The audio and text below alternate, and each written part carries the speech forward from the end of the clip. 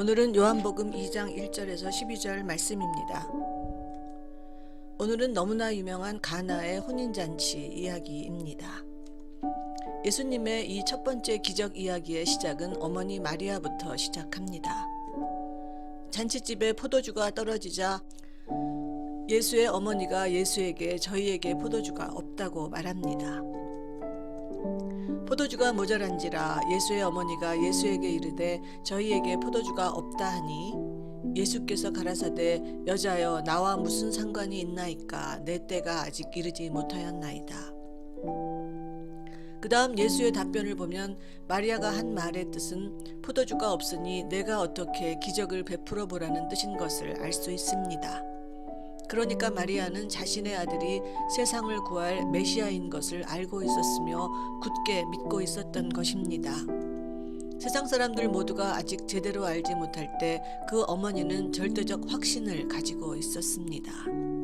자신의 아들이 포도주 같은 것은 얼마든지 만들어낼 수 있는 메시아라는 것을 확신하고 있었습니다. 하지만 예수의 대답을 보면 예수는 아직 자신의 때가 이르지 못했다고 합니다. 엄마인 마리아가 아는 그 때를 아들인 예수는 몰랐던 것입니다. 그래서 그 다음 마리아는 한 발짝 먼저 나가 일을 진행시킵니다. 즉 하인들에게 미리 너희에게 무슨 말씀을 하시든지 그대로 하라고 당부해 놓은 것입니다.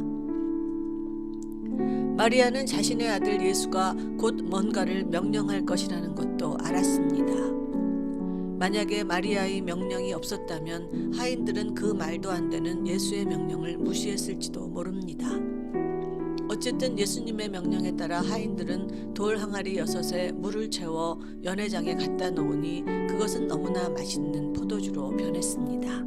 거기 유대인의 결례를 따라 2-3통 드는 돌 항아리 6이 놓였는지라 예수께서 저희에게 이르시되 항아리에 물을 채우라 하신즉 아구까지 채우니 이제는 떠서 연회장에게 갖다 주라 하심에 갖다 주었더니 연회장은 물로 된 포도주를 맛보고 어디서 났는지 알지 못하되 물떠온 하인들은 알더라. 연회장이 신랑을 불러 말하되 사람마다 먼저 좋은 포도주를 내고 취한 후에 낮은 것을 내거늘 그대는 지금까지 좋은 포도주를 두었도다 하니라.